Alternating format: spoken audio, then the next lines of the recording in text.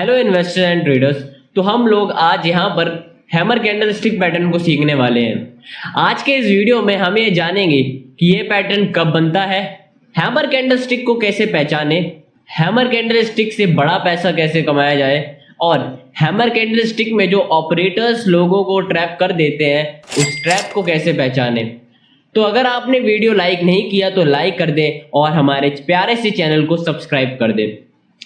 Part 1, how the candles look and form. तो सबसे पहले आइए हम लोग जानते हैं कि हैमर कैंडल स्टिक चार्ट पे फॉर्म कैसे होती है। हैमर कैंडल स्टिक में ये जो बड़ी सी लाइन आपको दिख रही है इसको विक कहते हैं। तो यह बताती है कि सेलर्स प्राइस को काफी नीचे लेके गए तो थे, बट यह लोग उस प्राइस पे कैंडल को क्लोज नहीं कर पाए थे, यानी कि मार्केट में उस समय सेलर्स ने अपना कंट्रोल खो दिया था और उसके बाद बायर्स एक्टिव हो गए थे और बायर प्राइस को सेलर्स से ऊपर ले गए। जिस लेवल पे कैंडल ने ओपन दिया था वहां तक तो ले गए, साथ ही साथ उन्होंने उस प्राइस के ऊपर भी क्लोजिंग दे दी है। तो यह कैंडल स्टिक पैटर्न हमें बताती है कि मार्केट में सेलर्स पहले तो एक्टिव थे बट अल्टीमेटली मार्केट में बायर्स एक्टिव हो गए हैं। तो कुछ इस वे में यह कैंडल स्टिक फॉर्म होती है। Part 2, how to identify between fake hammer and real hammer. Video के पार्ट 2 में अब हम सीखने जा रहे हैं कि फेक और रियल हैमर को आइडेंटिफाई कैसे करें। दोस्तों, हैमर कैंडल स्टिक की कुछ कंडीशंस होती हैं। होपफुली आप अगर ये वीडियो देख रहे हैं तो कॉपी पेन के साथ देख रहे हैं। एक कंडीशन तो यह है कि हैमर कैंडल स्टिक की जो विक है वो जितनी ही ज्यादा बड़ी होगी हैमर कैंडल स्टिक उतना ही स्ट्रॉन्ग इंडिकेशन देगा।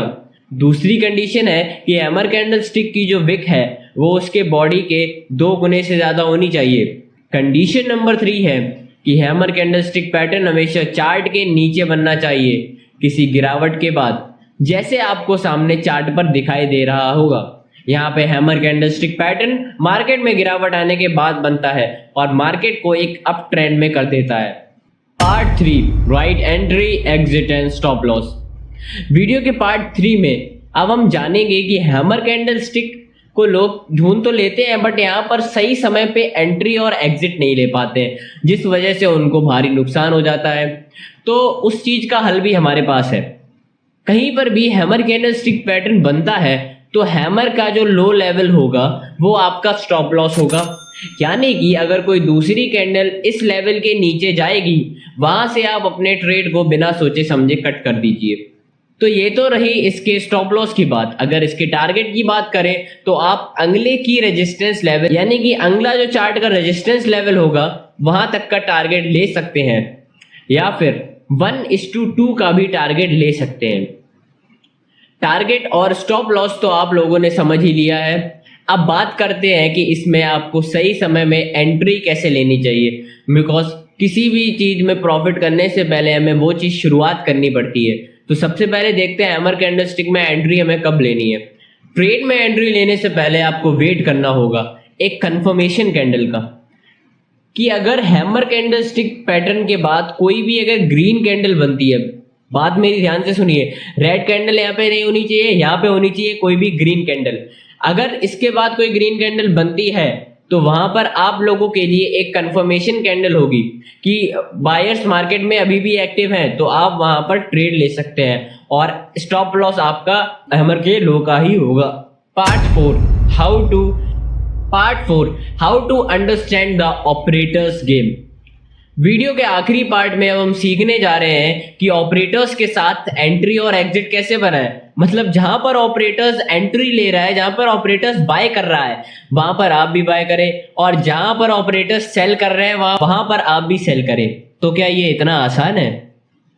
तो इसका जवाब है नहीं, ये इतना आसान बिल्कुल नहीं है, क्योंकि आपको स्टार्टिंग में ये सेटअप प्रैक्टिकली ट्राई करना पड़ेगा। तो ये सब जानने के लिए आपको स्टार्टिंग में सेफ गेम खेलना होगा। आपको 2-3 बातें ध्यान रखनी है। सबसे पहला तो ये है कि आपको उस हैमर कैंडल स्टिक में एंट्री लेनी होगी जो कि मार्केट में एक सपोर्ट लेवल पे बनता है, यानी कि किसी गिरावट के बाद एक सपोर्ट लेवल पे हैमर बनेगा, उसके बाद ही आप एंट्री लेंगे। दूसरी बात ये है कि आपको हमेशा जब तक आप सेफ प्ले कर रहे हैं तब तक हैमर कैंडल स्टिक के बाद एक कंफर्मेशन कैंडल का वेट करना है, जिससे कि आपके जो लॉस का चांस है वो बहुत ही ज्यादा कम हो जाए। और चाहे बिगिनर हो या इंटरमीडिएट हो या फिर एक्सपर्ट हो, आपको हमेशा स्टॉप लॉस यूज करना है। तो अगर आप इसकी बजाय अगर आप रेजिस्टेंस में हैमर की ट्रेड लेंगे तो यह आपको भारी लॉस भी दे सकता है और आपका सारा कैपिटल ब्लो ऑफ हो जाएगा। तो ऑपरेटर्स को समझने के लिए आपको कुछ देरों सेफ खेलना होगा और उसके बाद आपके अंदर एक्सपीरियंस बिल्ड हो जाएगा, तो आप खुद ही ऑपरेटर्स को समझ पाएंगे। और ये लोग कहते हैं कि हम आपको 2 मिनट में बता सकते हैं कि ऑपरेटर्स कब एंट्री एंड एग्जिट करेंगे, तो ये सब बिल्कुल फर्जी है। कोई भी बंदा ऑपरेटर्स की गेम को इतनी आसानी से नहीं समझ सकता है। तो अगर आपको ये वीडियो अच्छी लगी है तो इस वीडियो को लाइक कर दें एंड हमारे चैनल फाइनेंशियल एजुकेशन अड्डा को सब्सक्राइब कर दें। Thanks for watching.